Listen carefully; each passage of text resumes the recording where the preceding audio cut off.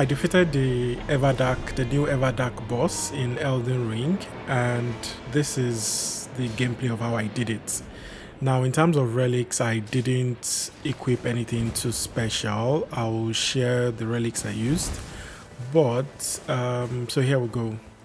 Also, I'm playing with some strangers here, not my friends, so it was interesting or amazing that we won actually, because it was a close one and a lot of interesting things happened along the way. So here we are trying to level up to the level 2, and we needed about 4,000 runes to do that, so we just cleared this little camp here. And here I'm looking for some starting armaments or spells that would give me good passives, but I didn't get anything too great there.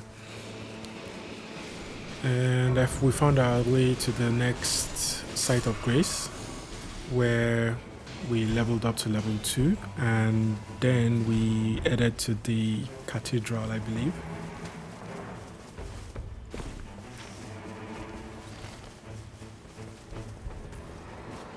So, what interesting thing is, I actually thought that I started this this run with the relic, the stone sword key relic, and they want to increase your attack for each Evergeo that is cleared. But what I realized was, so I didn't have a stone sword key, and so I just started running back and forth trying to think of what my plan was here. But then I was just like, okay, let's just go on with this. I was with wrong loadout, so what's the worst that could happen? Just try and level up faster. And we whiffed a bunch here, but we ended up defeating this. I think I took the last swing, and that was all.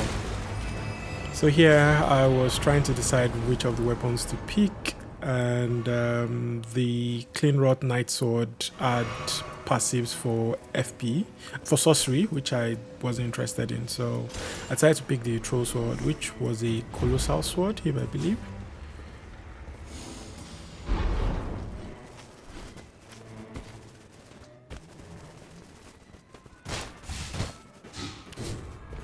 So after picking up an additional flask, I think I would say we were fairly doing okay at this point, because I mean, we're level 3, but we are about, I don't know, 1-2 minutes into the run. I think about 1 minute.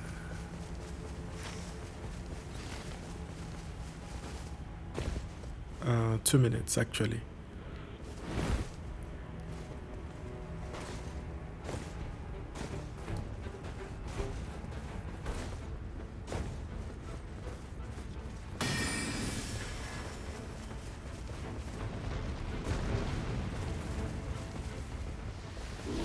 Our next stop was this sleep camp with the rune bears. Yeah, I slept here, but we defeated the 2 bears.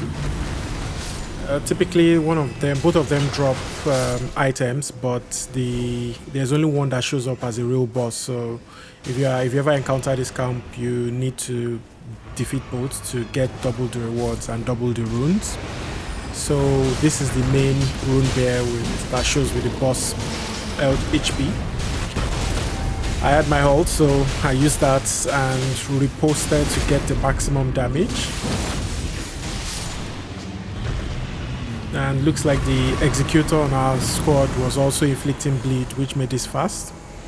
Here I didn't really like both weapons because they inflicted sleep and they required you to hold them in your hands, so I just decided to get more runes for defeating enemies, because going against this boss you probably want to be at the highest level you can. So I leveled up to level 4 and we head to the next stop.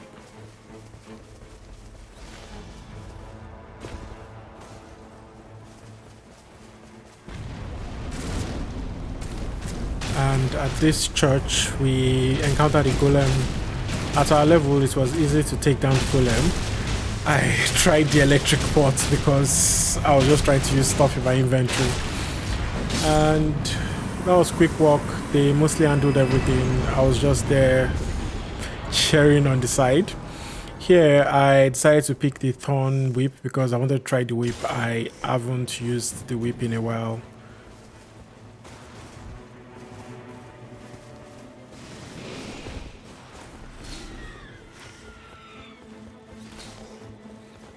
So here I was going up to see if there are any additional relics that could be useful to me.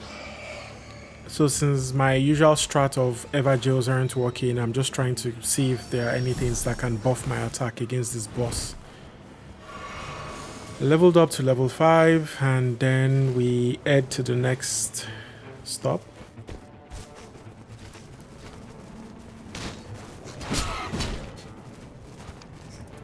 I make a quick stop at the merchant here to see if there is anything that I could come back to buy, but there weren't any interesting weapons here. I usually look for weapons with bleed or some interesting status effect, but most of those didn't really have stuff that I needed, so I just left them and continued.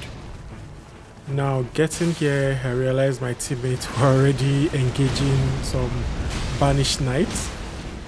I imagine the magma worm was another boss close by and then just interrupted the attack. As you can see here, we were not leveled enough for the magma worm, and the banished knights were also not an easy enemy to defeat. So my strategy was to try and defeat the banished knights first, and then we can focus on the magma worm.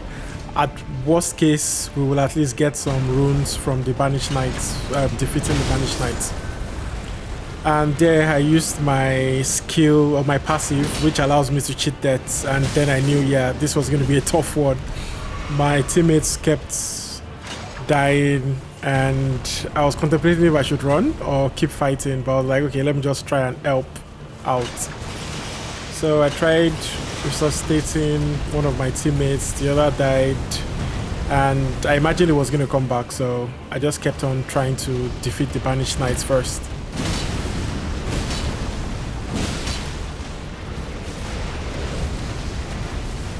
While also trying to avoid the magma worm.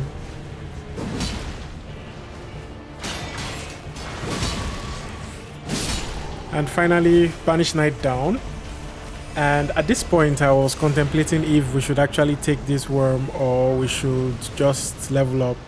But then I realized we were close to a site of grace, so that was basically a cheat where we could keep fighting the worm and keep coming to the site of grace to get revived.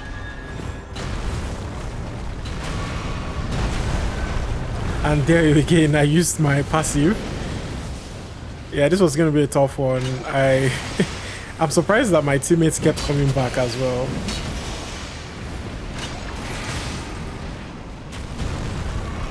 So I used the site of grace again and came to attack. Tried using all my heavy attacks.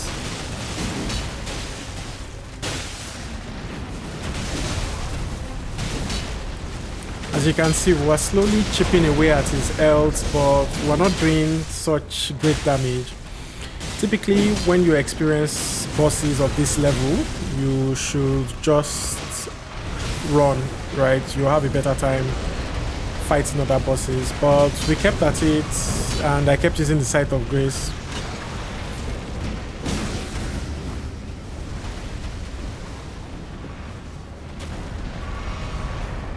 So at this point, I felt, let me try some of the other weapons, especially the whip I got that could inflict bleed. Maybe that will make things go faster. And I believe it's helped actually, because now I can see that we kept inflicting bleed on the worm. And here, Vincent used his halt, which also helped whittle down the health.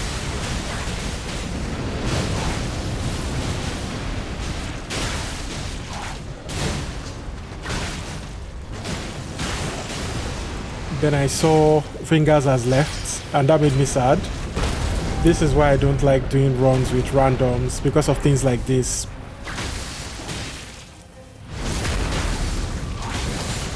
Anyways, I soldiered on. I typically don't like abandoning runs, so I was intending to see this to the end. Interestingly, we got a gold set of armaments and rewards, and looking through, I initially wanted to take the longer invisibility window, but the Mogwin Sacred Spear is really OP, so I decided to take it. However, I needed to be level 10 before I could use it, so I just kept it till later.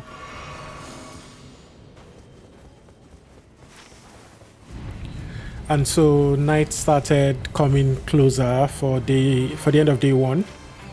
At this point we were level 7, so typically I try to get to level 8 before going into the final day's boss, so that at the end of that we can come out as level 9, and then I try to aim for at least level 13 before we go to the final boss as well. So I found this sleep camp on the map, and I was going there to try and clear it out as well. And it was the rune bears again. I'm just going to skip through this because it was a bunch of sleep and not sleep.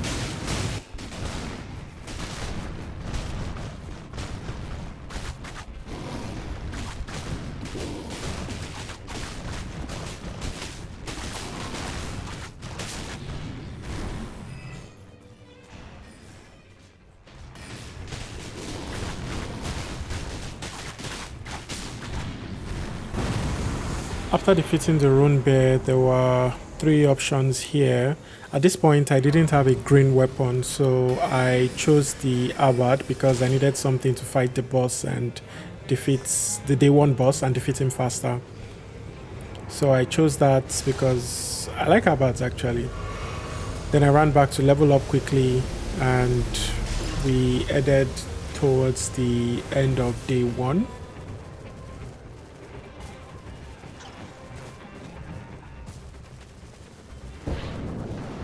So the minions spawned in and we took care of them relatively quickly.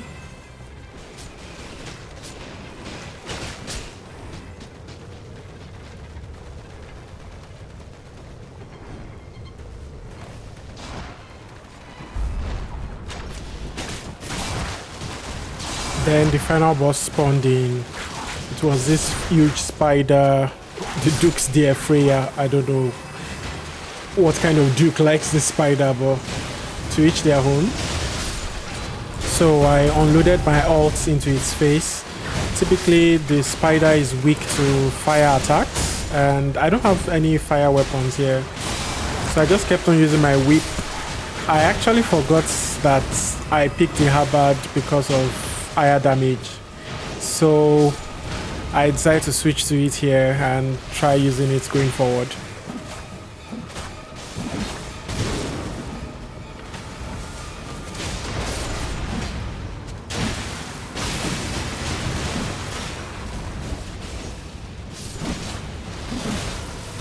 The Abad was doing good enough damage, but I realized I wasn't so used to its range yet, so I kept whiffing a lot.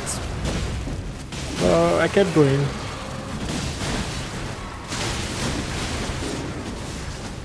My teammate Vincent kept going down as well, so I was trying to pick him up while attacking the boss. And I missed that riposte, but Vincent got it, which was good.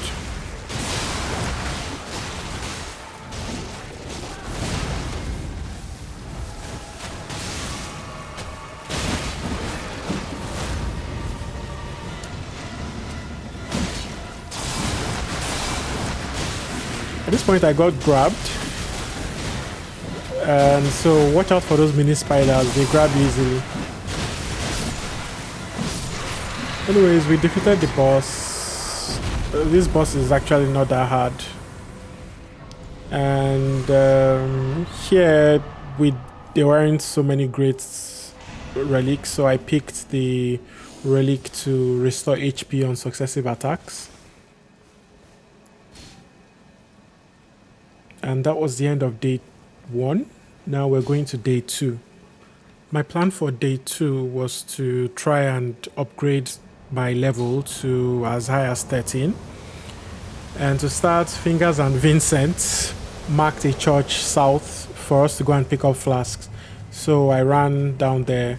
My plan was to also try and defeat any bosses on the way.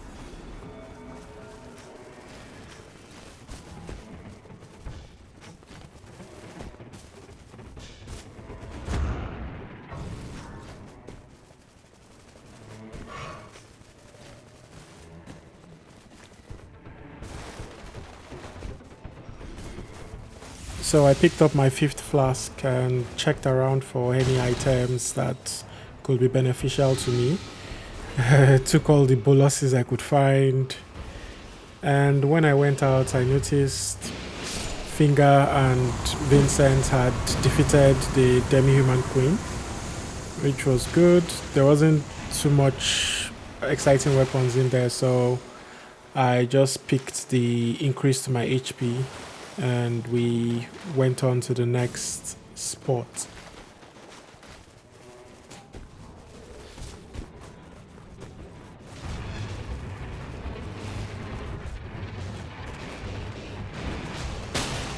Here, the beastmen of Pharaoh Mazula, they are quite easy to defeat actually. But the thing about this camp is it's an invasion camp. And so we had other night invaders here as well, which are basically players, like characters like myself who are in the camp that we'll need to defeat and potentially get in good weapons. But most importantly also get XP, so we just went around the camp trying to look for the invaders and defeat them.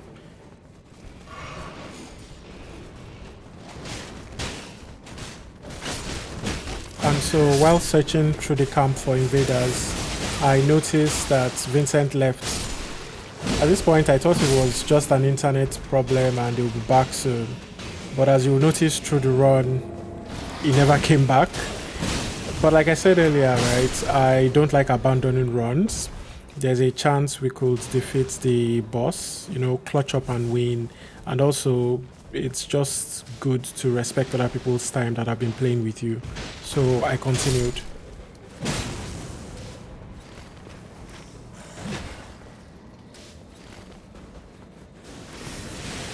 I found the first wilder, who is also a wilder like myself, and basically try to take him down as much as possible. Also, I had switched to Mogwin's spear here because I was already level 10 and I could use it. Then a raider also came in and we tried to take raider down.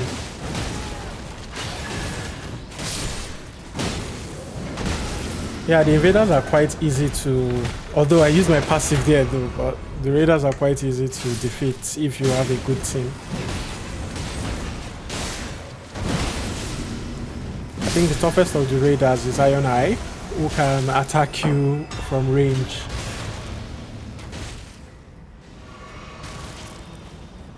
So after defeating the raiders, we took care of all the additional fodder. And then I checked what was dropped. I ended up picking Raider's Great Axe because it had benefits of increasing my attack.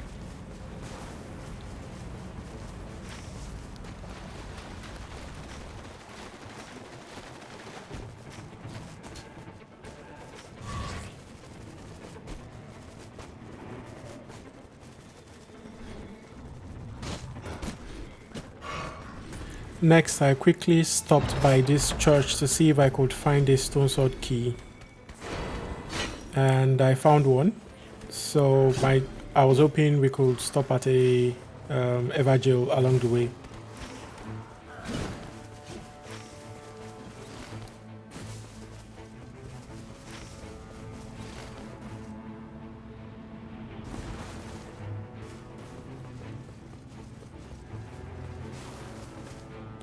I activated the nearest Everdark and thankfully it was this easy Bloodhound Knight. I mean easy because it doesn't have a lot of health, but it's super annoying because it keeps flying around.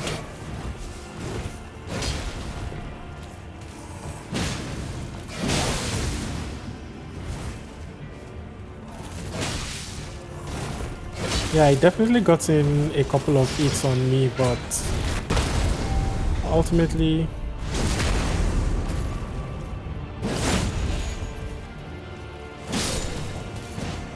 it was easy work. So I raised my physical attack here as well. I generally don't let things related to physical attack and stamina efficiency or increase, I definitely always pick those.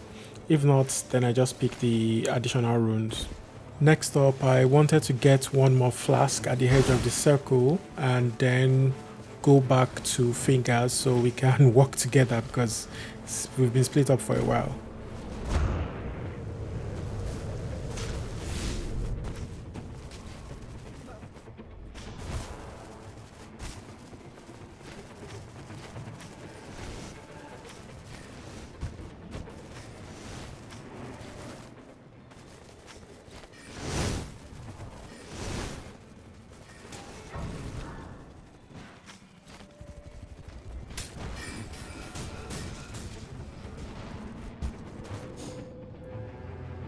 I stopped at this fighting mages castle because fingers had defeated the mages at the top.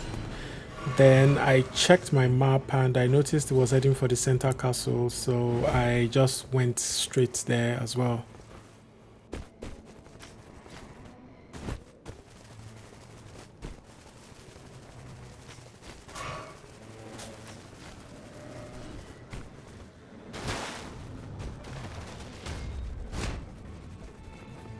I started at the bottom of the castle. I actually thought fingers would have taken the boss down, but here we are. The misbegotten boss is quite an easy boss. It's not as tanky as some other bosses. Barbarian Hunter, you know yourself. So after a quick ult and multiple bleeds, I was able to make light work of the boss.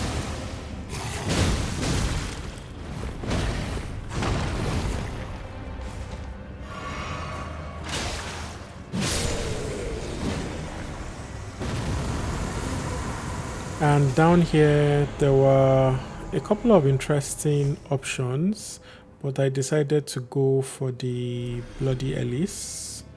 I was thinking maybe I might use it for the FP restoration, and the armor was not giving me good enough passive. So I upgraded to level 13, and this is typically my ideal level for bosses. And also the night was coming in, so we didn't have a lot of time. So I quickly tried to trigger the door and check what relics they had in here. Then I signaled to fingers to come as well, that I've opened this from inside. And I picked the one to raise my maximum HP. You know, in retrospect, I think this run really gave me some good relics because what are the odds that I'm getting maximum HP, increased poise, and also really great weapons in the run. So now that the night is coming in, I'm just thinking, where's the best place to farm? I know that fighting the final boss, we will probably be in level 14 by then. And so I just said, let me try and follow fingers to wherever. But then he also stood still and wasn't really doing much. So I was like, okay, let me go to the top of the castle, see if I can defeat one or two banished knights. And so I went to the left castle, the left tower.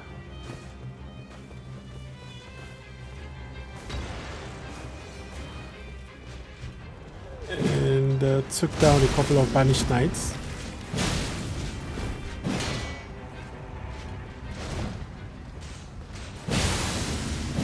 Yeah, this Mogwin's spear is really OP, just inflicting bleed and fire damage as well. So I knew it was going to be light work for a lot of these enemies.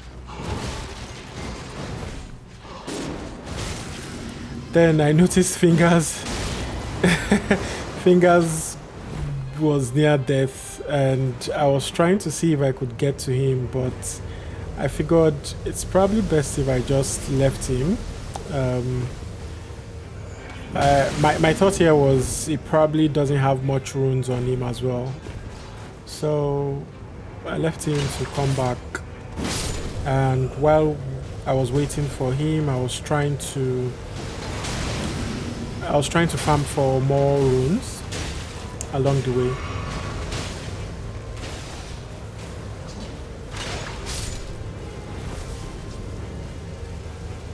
But after a while, we decided to run to the final boss.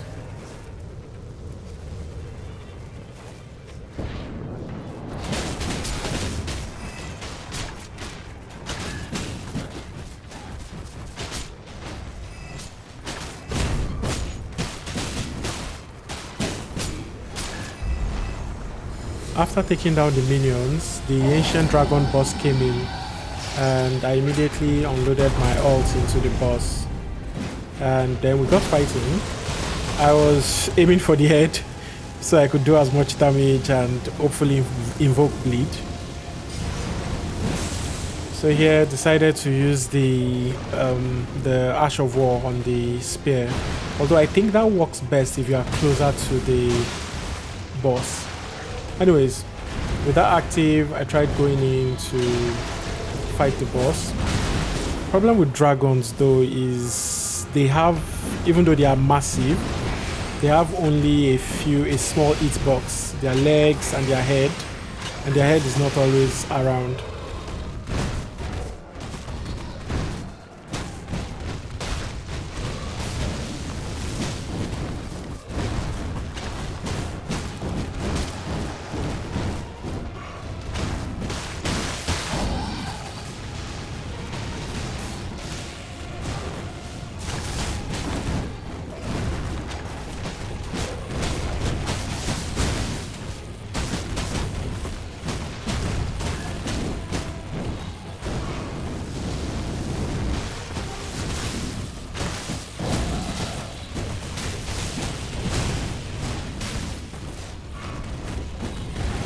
After a lot of back and forth hits, I finally defeated the ancient dragon.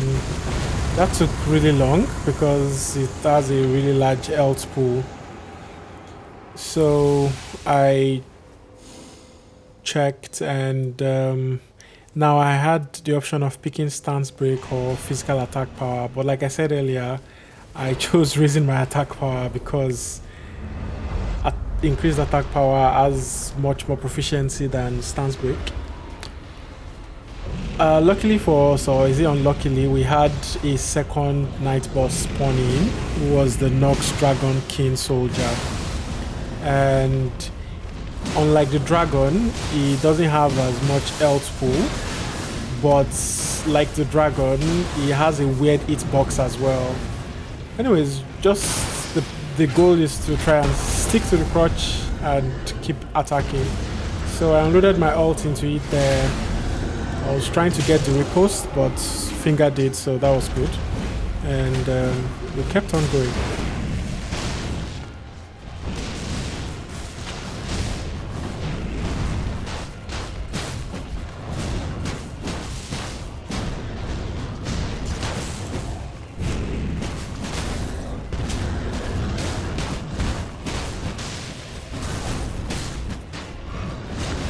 And after a couple of hits here and there, bleeds here and there, we finally defeated the Dragon King Soldier. And yeah, that was good. At this point, I knew we would definitely hit level 15.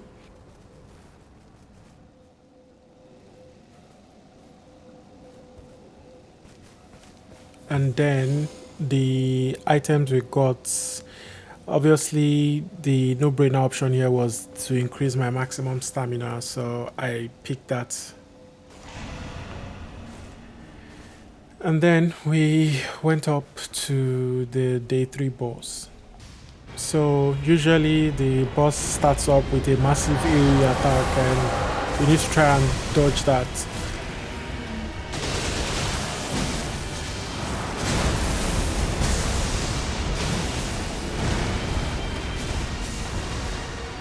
The way this game is programmed is if you have an Iron Eye on your team, it seems the bosses tend to aggro towards the Iron Eye most of the time.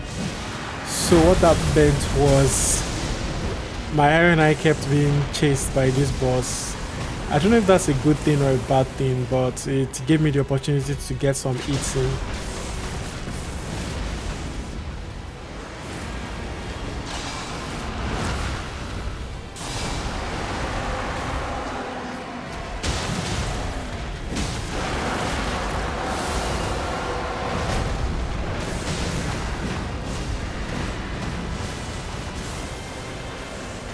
So you see, the boss went for the iron eye most of the time.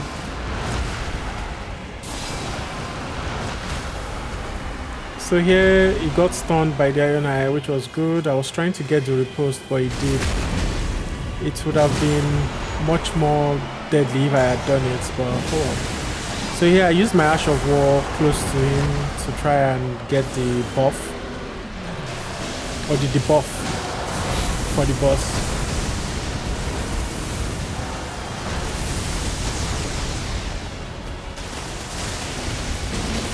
So at this point he was about to do his massive area attack, and I knew it was too late for me to run, so I just used my ults there. And I was able to stun him and get the riposte. See how much damage that bleed did. That's why I love this Mogwin Spear. Anyways, so this put the boss in his phase 2. In his phase 2, I'm not really sure of how the positioning works, but basically I try to get away from him as much as possible so that when he stops his teleporting madness and the whirlwind starts, I can be outside and easily jump in. Also, I love this jumping animation, it's really cool. So phase 2 starts, we're inside the tornado, and yeah, we just keep trying to survive and whittle the boss's health little by little. But as usual, he keeps aggroing to Finger, which I think is good. Maybe not good for him, but good for me, right?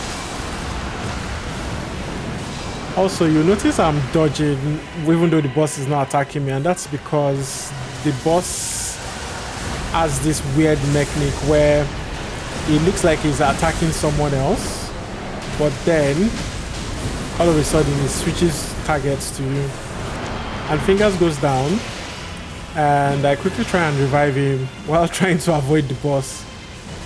But luckily for me, he was going out of this phase, so I was sufficiently far away and that was safe.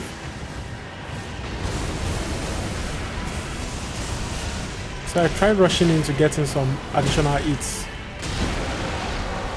And Fingers stuns him with his ult. But as you can see again, the boss goes for Fingers and Fingers goes down.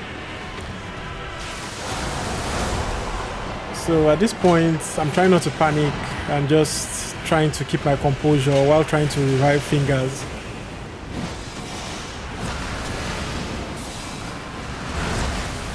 I timed my dodge to avoid that grab, which was good, and Fingers was up, and so we continued.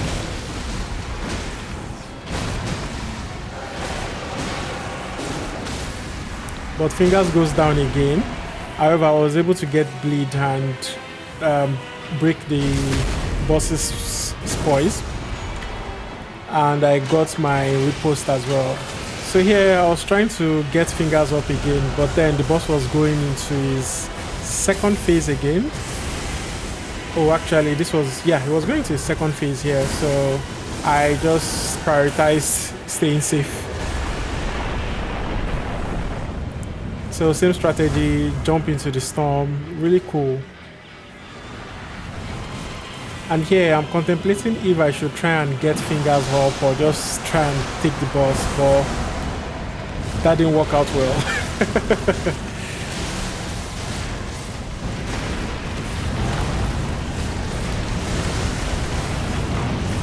Try to survive that, staying calm, healed.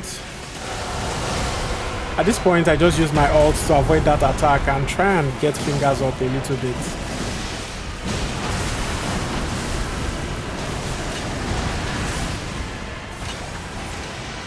Here, prioritizing trying to get Fingers up so that we can double team him, but then I went down.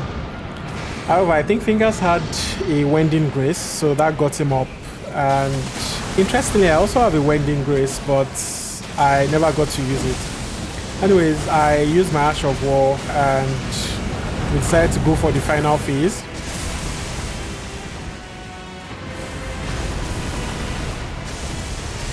So I tried to run in and get some hits in again. But in classic fashion, He has locked onto Fingers again. Fingers was able to stun him here and get the riposte, while me, I was just trying to get as much bleed as I can in. So at this point, he got Fingers again, and here I was able to stun him, but not in time to save Fingers. So now it was just me alone. The boss health was low, and at this point I was thinking, should I go and help Fingers or should I just fight the boss? And then I decided, yeah, let me just fight the boss. I should be able to take the boss at this level.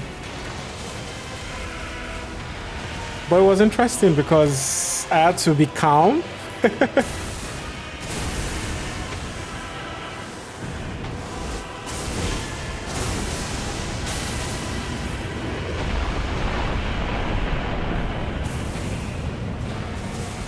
Entering the whirlwind again.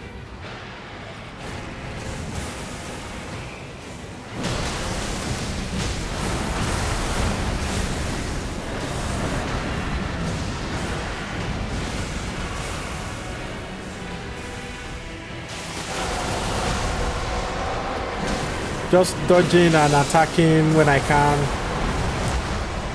Dodging the crabs. Trying to whittle his health little. You know, when you're so close like this, you need to be patient. So I tried to be patient, not just attack. And there we have it. I was so excited that I screamed. Yes! Anyways, good game, Fingers. You are a legend. I mean, you took the aggro like a champ.